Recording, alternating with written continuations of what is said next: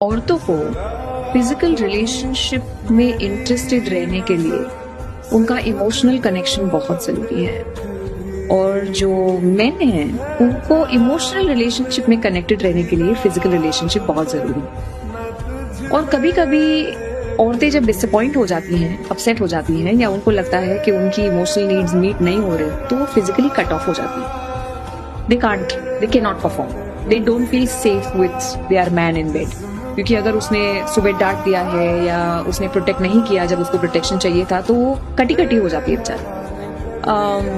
That is when the man starts feeling deprived, that अच्छा she is not fulfilling my sexual needs, and the woman feels he is not fulfilling my emotional needs.